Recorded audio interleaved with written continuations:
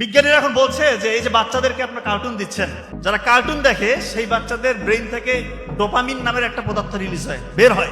এই ডোপামিন যখন তার বের হবে, ওই বাচ্চার ডোপামিন বেশি বেশি যে কাজগুলো থেকে রিলিজ হয়, ও শুধু সেই কাজগুলো করতে চায়। কারণ কোন কাজগুলো থেকে ডোপামিন বেশি বেশি রিলিজ হয়? যত খারাপ অ্যাক্টিভিটিস আছে, যত পৃথিবীতে খারাপ খারাপ কাজ আছে, এই খারাপ খারাপ কাজ থেকে হাই ডোপামিন রিলিজ হয়। আপনি ছোটবেলায় তার হাতে এই মোবাইলটা দিয়ে দিলেন, সে বড় হয়ে যত খারাপ কাজ আছে, জুয়া খেলবে, মাদকাসক্ত হবে, আল্লাহ আপুর রেভিস্ট হবে, পর্নোগ্রাফিতে আসক্ত হবে, অশ্লীলতায় ভরপুর হবে। 20-25 বছর আগে পরিবারগুলোর কথা একটু চিন্তা করেন। সন্ধ্যা হয়ে গেলে আমরা দেখেছি যে বাবা আমাদেরকে নিয়ে বসেছে, একটু লেখাপড়া করাচ্ছে, মা হয়তো রান্নার কাজে একটু ব্যস্ত, বাচ্চারা একটু দুষ্টামি করলে মুরব্বীরা একটু ডাক দিচ্ছে।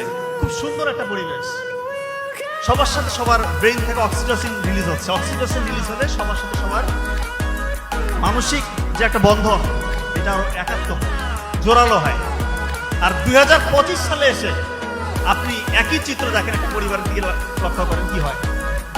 বাবা হয়তো অফিস থেকে এসেছে, মোবাইল চালাচ্ছে, নিউজ দেখতেছে। মা হয়তো পাশেই বসে আছে, উনি হয়তো টিকটক, ইনস্টাগ্রাম কিছু একটা চালাচ্ছে।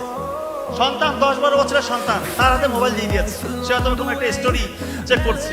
ছোট বাচ্চা আছে, সে কান্না করছে, তার কান্না থামানোর জন্য কার্টুন দিয়ে দিয়েছে। আর যে মুরব্বীরা একটু হয়তো বা শাসন করবে, এই যে ভুলটা চলতেছে পরিবারে, একটু দেখভাল করবে, শাসন করে ঠিকঠাক রাস্তায় আমাদেরকে নিয়ে আসবে, সেই মুরব্বীদেরকে দেখেন দূরে কোথাও রেখে এসছে। ম্যাক্সিমাম পরিবারের চিত্রটা এরকম। এটা খুবই করুণ একটা চিত্র।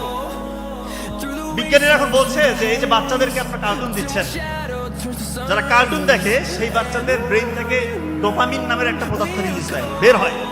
এই ডোপামিন যখন তার বের হবে, ওই বাচ্চার ডোপামিন বেশি বেশি যে কাজগুলো থেকে রিলিজ হয়, ও শুধু সেই কাজগুলো করতে চায়। কারণ কোন কাজগুলো থেকে ডোপামিন বেশি বেশি রিলিজ হয়? যত খারাপ অ্যাক্টিভিটিস আছে, যত পৃথিবীতে খারাপ খারাপ কাজ আছে, এই খারাপ খারাপ কাজ থেকে হাই ডোপামিন রিলিজ হয়। আপনি ছোটবেলায় তার হাতে এই মোবাইলটা দিয়ে দিলেন, সে বড় হয়ে যত খারাপ কাজ আছে, জুয়া খেলবে, মাদকাসক্ত হবে, আল্লাহ আপুর রেভিস্ট হবে, পর্নোগ্রাফিতে আসক্ত হবে, অশ্লীলতায় ভরপুর হবে। আমি বারবার একটা কথা বলি, এই যে অশ্লীলতা, এই পর্নোগ্রাফি ইন্ডাস্ট্রি, এটা $multi-trillion ইন্ডাস্ট্রি। এটার উদ্দেশ্য এবং কাজই হচ্ছে মুসলিম যুবকদেরকে ধ্বংস করা, মুসলিম পরিবারগুলোকে টুকরো টুকরো করা, মুসলিম সমাজ ব্যবস্থাকে ধ্বংস করে দেওয়া। আলটিমেটলি কোন রাষ্ট্র যেন মাথা উঁচু করে দাঁড়াতে না পারে, এটা তাদের একটা ম্যাসিভ প্ল্যান, গভীর ষড়যন্ত্র। এবং এই ষড়যন্ত্রে আমরা আমাদের বাচ্চাদেরকে ছোটবেলায় তাদের হাতিয়ার বানিয়ে দিচ্ছি। হয় বুঝে না বুঝে যেভাবেই হবে না, হয়ে যাচ্ছে, এটা হয়ে যাচ্ছে। করুণ দৃশ্য। আজকে দেখেন মুসলিমরা সব জায়গায় অপ্রেসড, সব জায়গায় আমাদের মুসলিম ভাই নির্যাতিত হচ্ছে, অথচ মনে হচ্ছে আমাদের কিছুই নেই। ওই হারানো গৌরব কোথায় গেল? আজকে আমরা মাথা উঁচু করে দাঁড়াতে পারছি না। কেন পারছি না? থাকবে না, আমাদের মধ্যে ওই শক্তিটা ভিতর থেকে আসবে না। বিজ্ঞানীরা পরীক্ষা করে দেখেছে, নেদারল্যান্ডের এবং চায়নার কয়েকটা বিজ্ঞানাগারে কয়েক হাজার স্টুডেন্টের উপর পরীক্ষা করে দেখেছে যারা কার্টুন দেখে। একটা পরীক্ষার নাম হচ্ছে EEG। এই পরীক্ষা করে দেখেছে যে ওই বাচ্চাদের ব্রেইনের যে সেল নিউরন, ওইটার স্ট্রাকচার, ওইটার কেমিস্ট্রি, ওইটার গঠনটাই চেঞ্জ হয়ে গিয়েছে।